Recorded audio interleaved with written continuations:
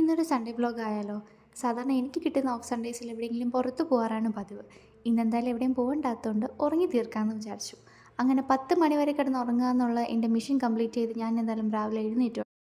Alternative സൺഡേസിൽ മാത്രമേ എനിക്ക് of കിട്ടാറുള്ളൂ. ആ കിട്ടുന്ന ദിവസം വെറുതെ ഇരിക്കാനാണ് എനിക്ക് ഒരുപാട് ഇഷ്ടം. അങ്ങനെ രാവിലത്തെ റൊട്ടീൻ ബെഡിൽ നിന്ന് തുടങ്ങാമെന്ന് വിചാരിച്ചു. ചെറിയ OCD പ്രശ്നമുള്ളതുകൊണ്ട് ബെഡൊക്കെ ക്ലിയർ ചെയ്തിട്ടു.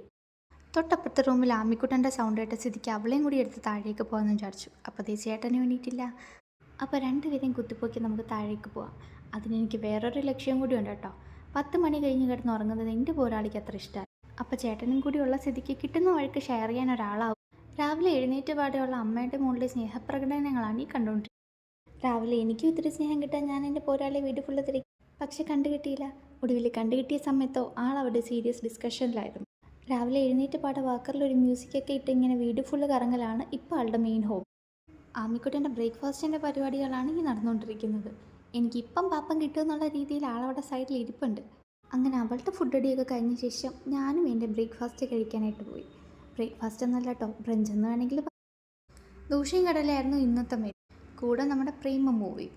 ഒരുപാട് നാളായി ഞാൻ ഈ മൂവി കണ്ടിട്ട്. എന്നാൽ പിന്നെ അതും കണ്ട് ഇന്നത്തെ ബ്രഞ്ച് അടിക്കാമെന്ന് വിചാരിച്ചു. അതിൻ്റെ ഇടയ്ക്ക് ചിക്കൻ മസാല വരട്ടുന്ന പോലെ ആമിക്കുട്ടനെ അവിടെ അമ്മ എണ്ണ വരട്ടുന്നുണ്ട്.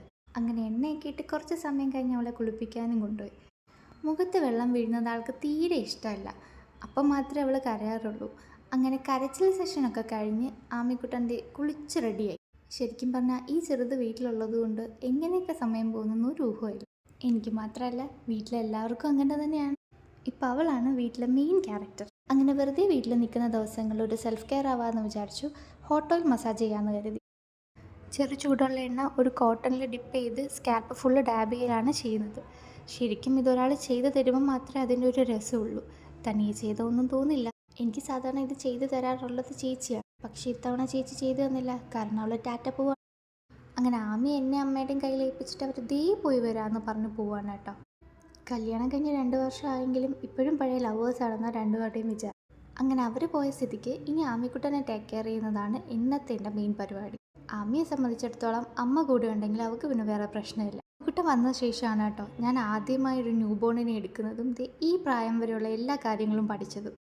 ഇപ്പം അവൾ തനിയെ സപ്പോർട്ടില്ലാതെ ഇരിക്കാനൊക്കെ തുടങ്ങിയിട്ടുണ്ട്. അങ്ങനെ വലിയ വാശിയോ കരച്ചിലോ ഇല്ലാത്തൊരു പ്രകൃതമാണ് ആമയുടേത്.